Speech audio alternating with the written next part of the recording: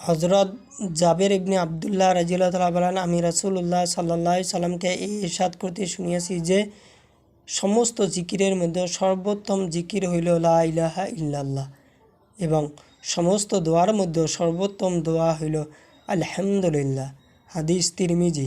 ফায়দা: লা ইলাহা ইল্লাল্লাহ সর্বোত্তম জিকির এই জন্য যে পুরা দিন ইসলাম উহার উপর নির্ভরশীল। ইহা ছাড়া না ইমান ঠিক হয় আর না কেহ মুসলমান হইতে পারে। আলহামদুলিল্লাহ সর্বোত্তম এই দোয়া এই জন্য বলা হইয়াছে যে, দাতার প্রশংসা করার উদ্দেশ্যই হলো চাওয়া ও সওয়াল করা, আর দোয়া হইল আল্লাহ তাআলার নিকট চাওয়ার নাম। হজরত আবু হুরায়রা রাদিয়াল্লাহু তাআলা হইতে বর্ণিত আছে যে, রাসূলুল্লাহ সাল্লাল্লাহু আলাইহি সাল্লাম ইরশাদ করেছেন, আপন ইমানকে তাজা করিতে থাকো। কেহ আরজ করিল, ইয়া রাসূলুল্লাহ, আমরা আপন ইমান কিভাবে তাজা করিব? তিনি বলিলেন, লা ইলাহা ইল্লাল্লাহকে বেশি বেশি বলিতে থাকো।